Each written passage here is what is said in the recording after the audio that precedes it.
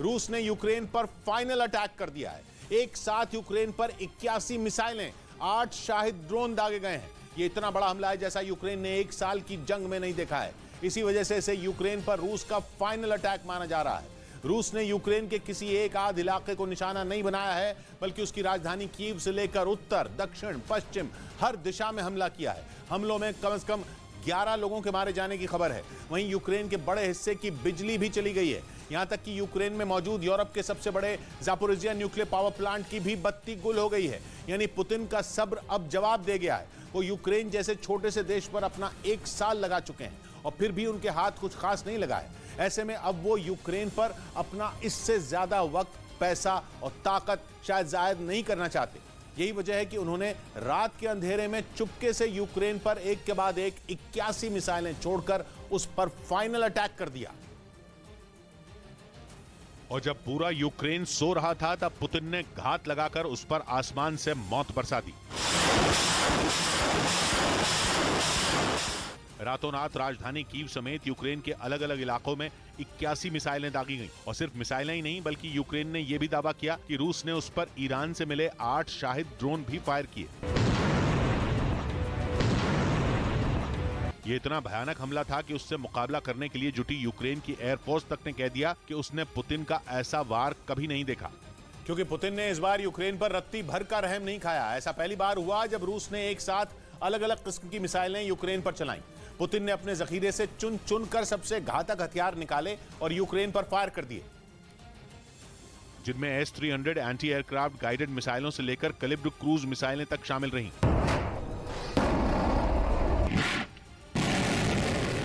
इतना ही नहीं, पुतिन के 6 ब्रह्मास्त्रों में एक मानी जाने वाली किंजल जैसी परमाणु बम फोड़ने वाली हाइपरसोनिक मिसाइल तक ने यूक्रेन को छलनी कर दिया।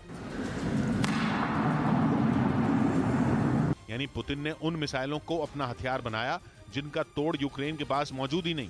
यूक्रेन ने यह भी दावा किया कि मिसाइल दागने के लिए रूस ने लंबी रेंज से लेकर MiG-21 जैसे अलग अलग विमान इस्तेमाल किए। जिसके बाद जब सुबह हुई तो पूरे के पूरे कीव के आसमान पर काले धुएं का कब्जा दिखा। उगता सूरज भी उस धुएं में ढक गया। कीव के एक इलाके से सामने आई तस्वीरों में जमीन पर मिसाइल के टुकड़े पड़े नजर आए। वहां एक इमारत की खिड़कियों के शीशे चकनाचूर दिखे। सड़क पर खड़ी गाड़ियां तो जैसे जिंदा लाश बन गईं। और ये सब तब हुआ जब दुनिया भर के मीडिया में ज़ेलेंस्की की बहादुरी का किस्सा छाया हुआ था। सब यूक्रेन के जंग जीत जाने के कयास लगा रहे थे, क्योंकि रूस की सेना के यूक्रेन के पूर्व में मौजूद बखमुत शहर के अंदर घुसने के बाद ज़ेलेंस्की ने उसे बचाने के लिए अपनी पूरी ताकत झोंक दी है। ये तक कहा जा रहा है कि ज़ेलेंस्की ने बखमुत में बाजी ही पलट दी है। पुतिन ने इसी बात का फायदा उठाया। उन्होंने ज़ेलेंस्की को बखमुत में बिजी देख यूक्रेन के बाकी हिस्सों पर धावा बोल दिया और Kyiv, Kharkiv, Dnipro, Zaporizhzhia, Odesa, Lviv और ज़टोमर जैसे शहरों पर मिसाइलें लॉन्च कर दी। यानी यूक्रेन का ऐसा कोई कोना नहीं बचा जिसे रूस ने छोड़ा हो।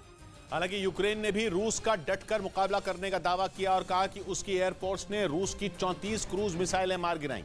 लेकिन फिर भी रूस ने यूक्रेन में जमकर तबाही मचाई और रिहायशी इलाकों के साथ ही यूक्रेन के पावर प्लांटों को निशाना बनाया,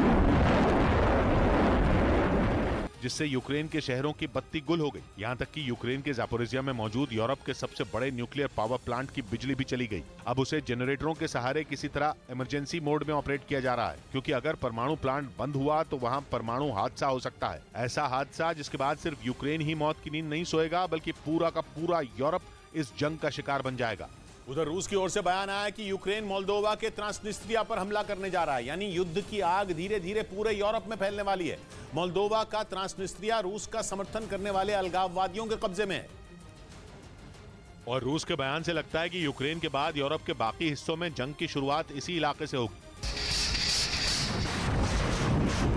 क्योंकि यूक्रेन वहां हमले की तैयारी में है। रूस की ओर से 24 फरवरी यानी यूक्रेन जंग का 1 साल पूरा होने पर ही यह संकेत दे दिया गया था और उसके ताजा बयान ने बता दिया कि यूक्रेन जंग की चपेट में यूरोप के दूसरे देश भी आने वाले हैं, क्योंकि रूस का बयान आया कि कीव ट्रांसनिस्ट्रिया पर अटैक करने वाला है, जिसके बाद युद्ध की आग पूरे यूरोप में फैलने लगेगी, क्योंकि मोल्दोवा का ट्रांसनिस्ट्रिया रूस के समर्थन वाले अलगाववादियों के कब्जे में है।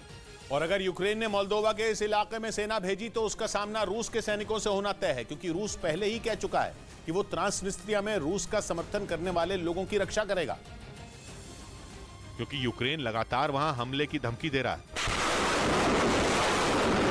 वैसे मोल्दोवा 3 तरफ से यूक्रेन से घिरा है और जंग के बाद उसकी मदद कर रहा है, लेकिन मोल्दोवा के एक हिस्से ट्रांसनिस्ट्रिया पर रूस का समर्थन करने वाले संगठनों का कब्जा है, जो ट्रांसनिस्ट्रिया को मोल्दोवा का होकर भी नहीं होने देते और यूक्रेन की परेशानी का कारण बन जाते हैं। और इसीलिए रूस के विदेश मंत्रालय को लगता है कि कीव बहुत जल्द ट्रांसनिस्ट्रिया पर अटैक करेगा।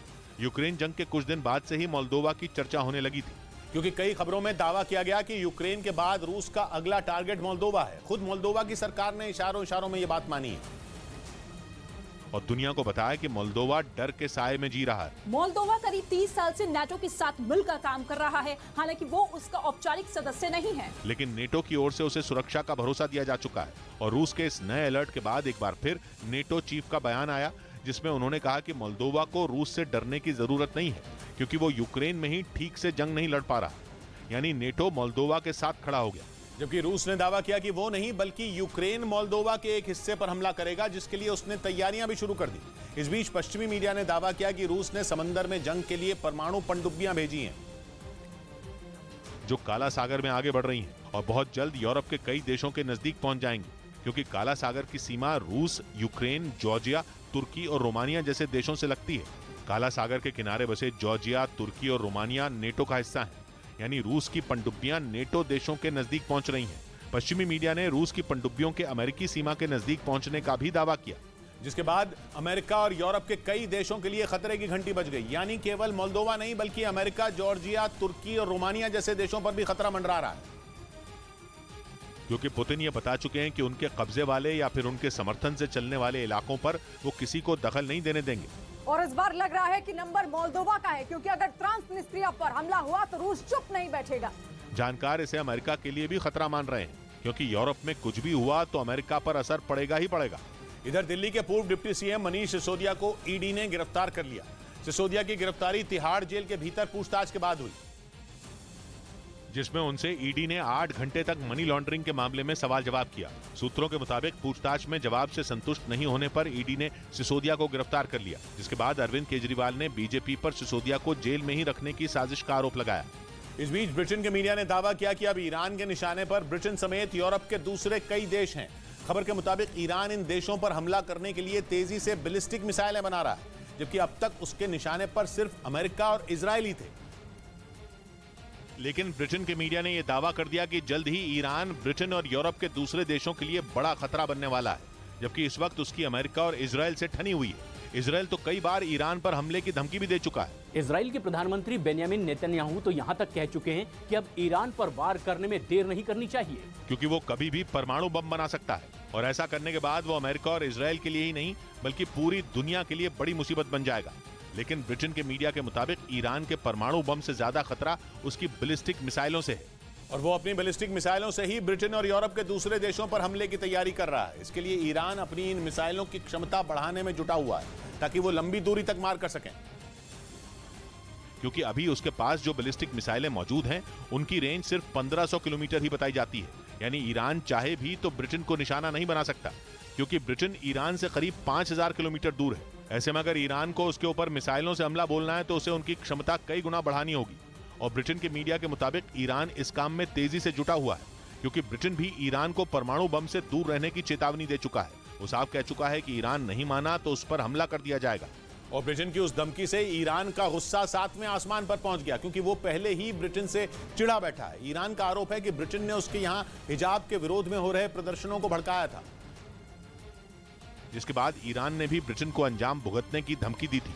दावा है इसीलिए वो अपनी बैलिस्टिक मिसाइलों के जखीरे को बढ़ा रहा, ताकि ब्रिटेन और यूरोप के दूसरे देशों पर एक साथ हमला बोला जा सके, क्योंकि ईरान भी जानता है कि देर सवेर ये देश मिलकर उसे निशाना बनाएंगे। रूस का साथ देने की वजह से ईरान उनकी नजरों में गड़ा हुआ है। उसने रूस को शाहिद 136 ड्रोन दिया, जिसने यूक्रेन में तबाही मचा दी। इसके साथ ही वो मिसाइलें भी रूस भेजने की तैयारी कर रहा है, जबकि ईरान भारी मात्रा में गोले और रॉकेट भी रूस को देने जा रहा है। खबर के मुताबिक इसी वजह से ईरान के दुश्मन बढ़ गए, जिसके बाद वो अपने ऊपर हमला होने से पहले ही वार करने की तैयारी कर रहा है।